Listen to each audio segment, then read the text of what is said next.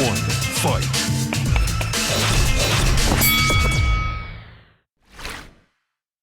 안녕하세요. 박종훈의 경제한방입니다. 도대체 러시아가 이 제재는 다 받았는데 이렇게 전쟁을 수행할 수 있는 돈줄은 도대체 어디서 나오고 있는 것인지 정재원 국민대 유라시아학과 교수님과 함께 자세히 알아보도록 하겠습니다. 안녕하세요. 예, 안녕하십니까. 자, 지금 제재는 다 나왔습니다. 그런데 러시아는 여전히 우크라이나 전쟁을 수행하고 있고 자금줄은 현재 마르지 않았다. 이렇게 평가를 해야겠죠? 예, 어떻습니까? 맞습니다.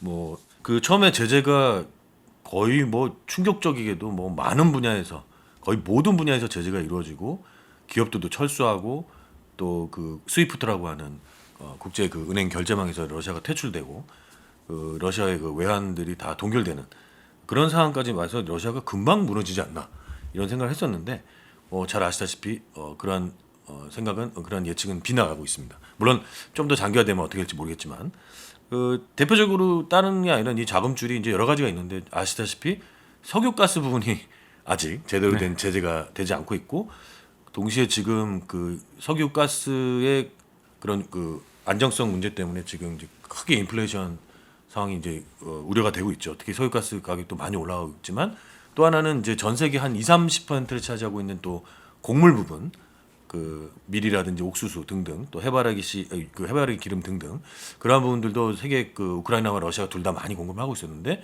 마찬가지로 이 그 곡물 가격도 크게 폭등하고 있습니다. 이런 것들이 또 서로 연동이 되어서 모든 부분의 물가가 지금 심각한 상황인데 특히 이 그러한 제재를 감행하고자 하는 국가들이 러시아의 가스와 석유에 많이 의존하고 있기 때문에 굉장히 그 쉽지 않고 여전히 제재는 아직 제대로 이루어지지 않고 있습니다. 게다가 보란 듯이 미국의 쿼드에 참가하고 있는 중국을 포위하고 있는 그런 그 공동체에 참여하고 있는 인도가 전혀 말을 안 듣고 있고 그렇죠. 예, 중국은 충분히 예상됐습니다만은 그래서 오히려 그 싼 가격에 빨리 계약을 맺어서 자신들이 필요한 러시아의 석유나 가스를 중국과 인도가 여전히 수입을 하고 있다는 것도 가장 핵심적으로 러시아가 지금 버틸 수 있는 그런 상황이고 오히려 아까 기사를 보니까 1분기에 뭐 더 많은 그 배럴을 더 수출을 했다고 하더라고요. 그래서 그런 부분들도 굉장히 지금 제재가 효과가 없는 것 같고 또 하나는 여러 가지 있습니다만은 또 이제 이미 러시아는 오랜 제재 속에서 이 달러화 결제로 하는 시스템에서 위안화라든지 유로화라든지 아니면 금 보유 등으로 굉장히 다각화된 그런 조치를 취해왔기 때문에 그런 부분들도 지금 버틸 수 있는 힘이 좀 되고 있고요. 좀 충격적인 것은 뭐 여전히 EU나 이런 국가에서도 이제 심지어 무기 같은 것도 예, 여전히 수입을 하고 있고 수출을 하고 있고 그런 구조가 있기 때문에 참 쉽지가 않은 것 같습니다. 네. 사실 제가 또 깜짝 놀랐던 것은 이 푸틴이 정말 자랑스럽게 러시아가 사상 최대의 경상수지 흑자를 기록했다. 70조 원, 우리 돈으로 70조 원이 넘는 예, 맞습니다. 엄청난 경상수지 흑자를 1분기에 맞습니다. 기록을 했다는 그런 발표를 했는데 이거를 설마 진짜겠냐, 거짓말 아니냐라고 생각하기에는 또 좀 맞을 것 같은 이유가 우크라이나 침공 전에 그 루브라 가치를 거의 회복하고 맞습니다. 있는 상황이란 예, 말이죠. 예, 그렇죠. 그러니까 만약에 이게 다 거짓말이라면 루브라 가치가 회복이 안 됐어야 맞는데 맞습니다. 예. 회복된 거 보면 뭐 약간 부풀렸을지는 몰라도 완전히 근거 없는 거짓말은 아닐 것 같고요. 그러면 뭐 아예 제재 효과가 거의 없는 거 아니냐 이런 생각까지 들거든요. 예, 맞습니다. 어떻게 보십니까? 예, 아까도 말씀드렸지만 이 제재 효과가 거의 없는 이유는 막상 그러니까 러시아가 그 강력한 무기로 갖고 있는 이 석유, 가스를 혹은 곡물을 필요로 하는 나라들이 제재에 참가하지 않고 있기 때문이기도 합니다. 네. 예, 그래서 인도랑 이제 중국의 예를 들었지만 중국, 인도만 해도 어마어마한 역할을 하고 있는 거고요. 그 외에도 아까도 얘기했지만 유럽에서도 예를 들면 이런 식입니다. 원유 같은 경우를 이건 이제 석유에 대한 건데 소위 그 제재에서 이제 피할 수 있는 방법을 찾아서 그러니까 49.99%까지는 러시아 원유를 쓰고 다른 기름을 섞어서 여전히 제재를 피하고 있는 예, 그런 식으로 편법이군요. 예, 그런 이제 편법도 지금 계속 사용을 하고 있어서 이런 보이지 않는 그런 그 누수가 많이 일어나고 있다 이렇게 볼 수 있고요. 그다음에 또 이제 이거는 조금 간접적일 수는 있겠습니다만은 중동의 많은 국가들이 미국의 말을 듣지 않고 있습니다. 네. 예, 그런 것도 러시아에게는 혹인데요. 가령 뭐 터키 같은 경우는 나토 동맹국이면서도 그 지침을 따르지 않고 있고 또 사우디 같은 경우도 여러 가지 그런 지침을 따르지 않고 있죠. 또 멕시코라든지 중남미 국가들도 제재에 참여하고 있지 않습니다. 결국 이제 일부 유럽 국가들과 일부 아시아 국가들만 제재에 참여하고 있는 그런 상황이고요.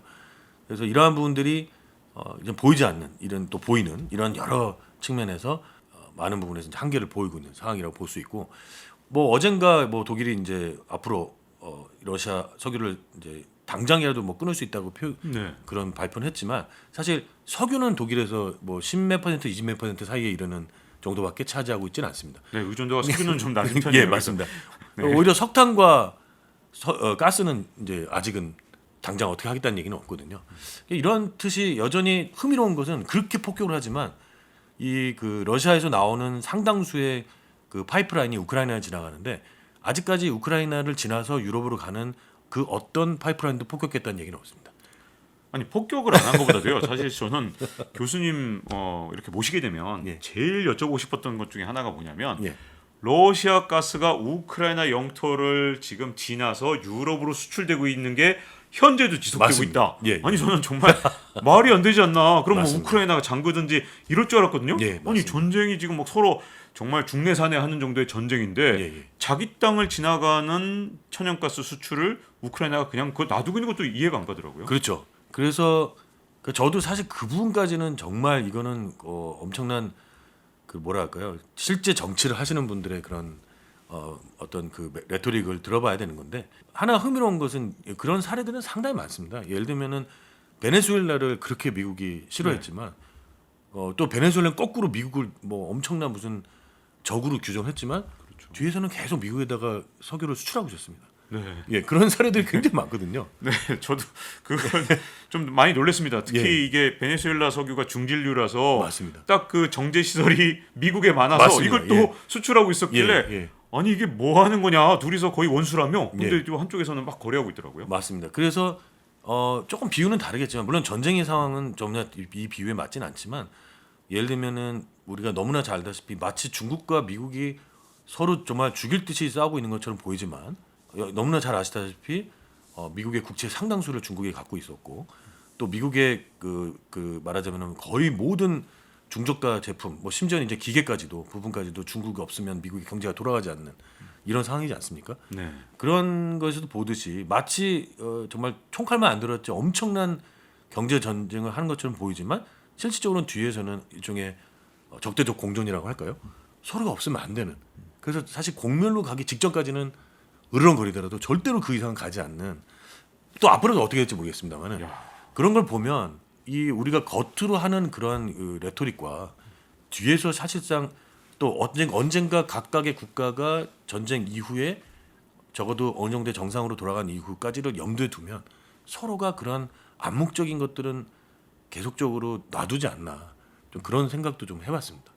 정말 이해가 안 가는데 그 레토릭과 그 다음에 실제 제재 사이의 간극이 가장 큰 나라는 저는 독일이라고 생각하는데요. 맞습니다. 예. 이제 앞서도 독일 말씀하셨지만 원유에 대해서는 얘기를 해놓고 정작 천연가스 같은 경우에 정말로 독일이 러시아에 대한 의존도도 높고 그 다음에 수입 대금도 그게 진짜 큰데 맞습니다. 천연가스에 대해서는 뭐 제재 그것도 하여튼 검토하겠다 이렇게 네. 해놓고 시한도 안 정해놨단 맞습니다. 말이죠. 예. 이쯤 되면 이게 아니 지금 당장 하루하루 전쟁이 문제고 지금 당장 러시아로 들어가면 그게 전부 다 어떻게든 우크라이나 침공에 쓰일 게 분명한데 예. 시한도 안 정한 이런 어떤 제재를 언젠가 할 수도 있지 이런 제재가 의미가 있습니까? 아니 도대체 어떻게 봐야 되나요? 뭐 너무나 잘 아시다시피 독일이 그렇게 할 수밖에 없는 그러니까 독일을 비롯해서 유럽이 많은 국가들 사실은 독일도 독일이지만 동유럽에도 상당히 그런 거의 뭐 러시아 이 석유 가스 이런 거 100% 가까이 의존한 나라도 많고 특히 석탄 같은 경우도 뭐 여전히 70% 이상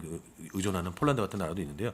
독일을 예를 들면은 어떤 나라든 지금 그러니까 이게 바로 러시아가 유럽과 미국의 간극을 최대한 활용하는 것 중에 하나인데 지금 독일은 이제 어쨌든 탈원전도 선언을 한 상황에서 아직까지는 재생에너지로 완벽하게 대체를 하긴 어렵지 않습니까?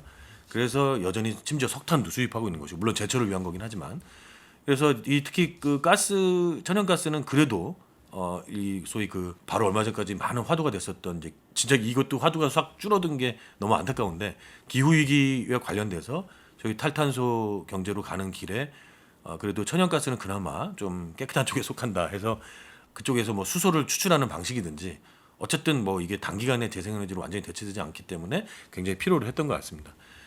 너무나 잘 아시다시피 이제 독일이 그 이 가스 의존도가 여전히 그 뭐 단순히 난방이 아니라 산업을 유지하는데 굉장히 중요하기 때문에 제가 봤을 때는 그런 의미에서 그런 것 같고요. 또 더 나아가서는 그런 생각도 듭니다. 이건 좀 다른 측면인데요. 사실 미국도 그렇고 독일도 그렇고 우크라이나의 운명에는 그렇게까지 아주 큰 의미를 두지 않을 수도 있지 않은가. 물론 겉으로는 안보 위협을 느끼지만 당연히 우크라이나가 유럽 쪽으로 더 가까이 있으면 좋지만 아직까지 EU나 나토에 가입할 수 있는 자격도 없고 그런 어떤 레벨이 되지 못하거든요.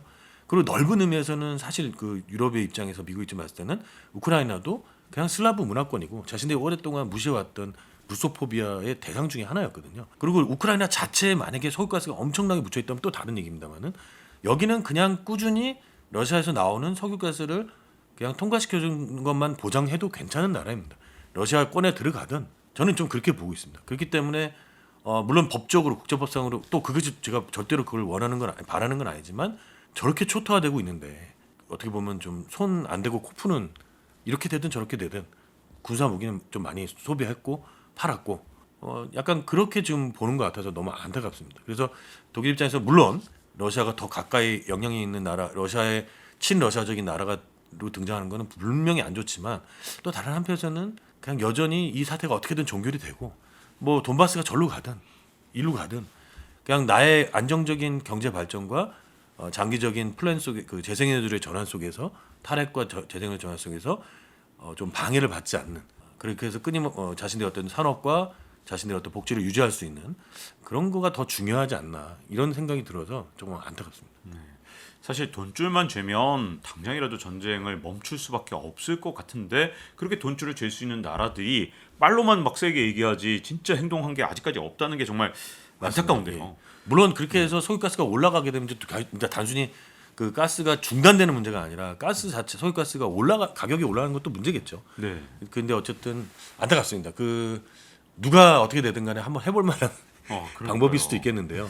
예. 그러니까 이런 전례를 자꾸만 남기게 되면 앞으로도 제2, 제3의 침공이 또 일어날까봐 참 걱정스러운데 예. 저는 진짜 이 러시아에 계속해서 경제 교류를 하고 지원하는 일종의 러시아 물건을 사주는 나라들의 진짜 특이한 나라 하나가 딱 있더라고요. 네가 왜 거기 있니? 라고 생각이 든 나라 예.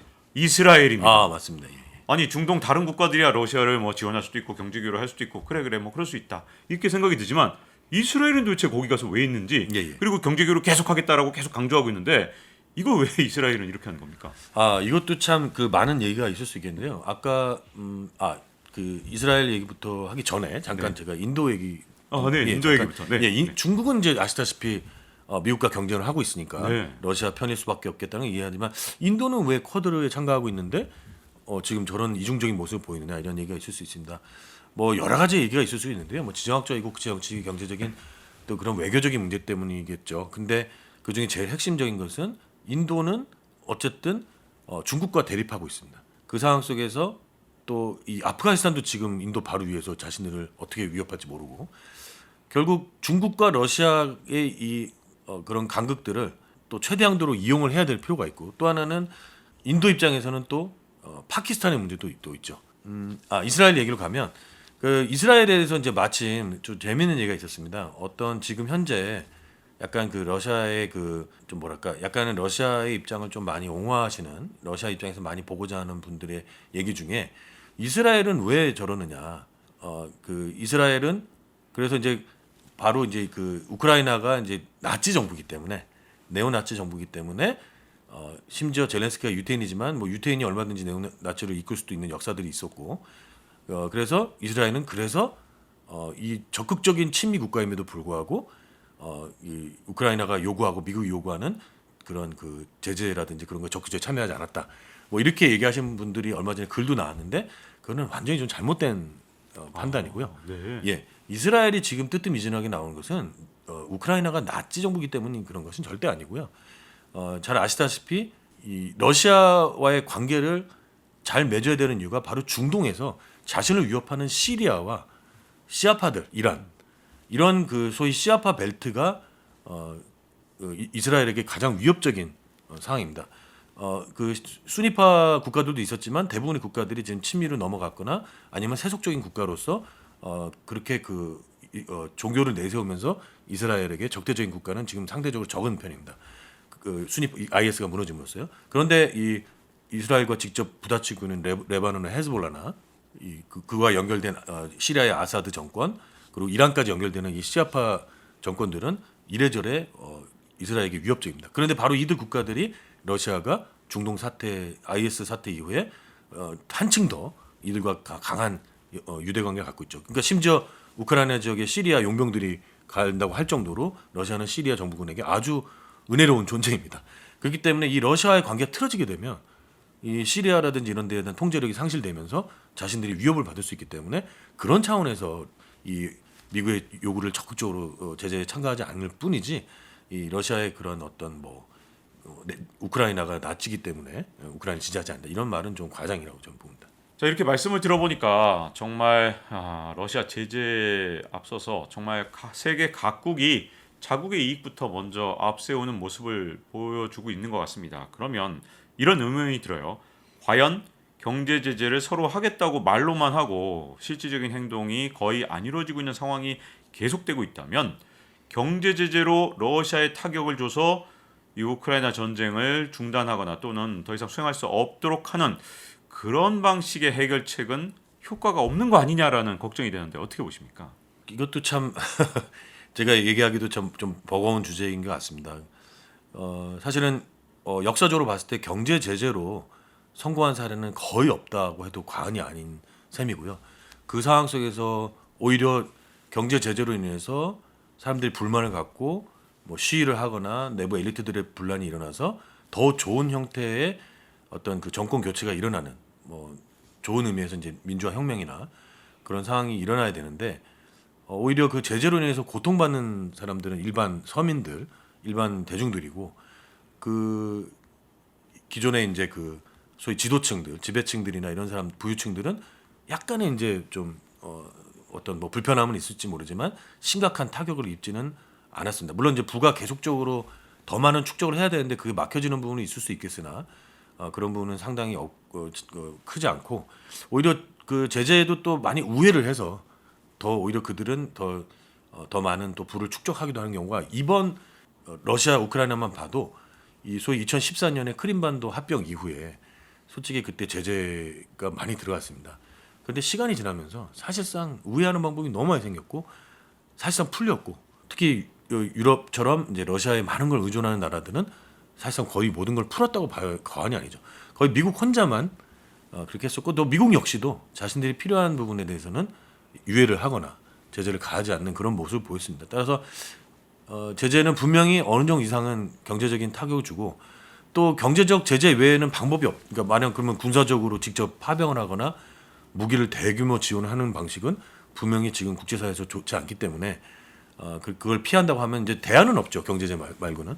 근데 그러한 경제 제재가 제대로 효과를 봤던 역사는 거의 없다라는 게서 또 우리가 고민을 좀 해봐야 될 필요는 있을 것 같습니다. 네.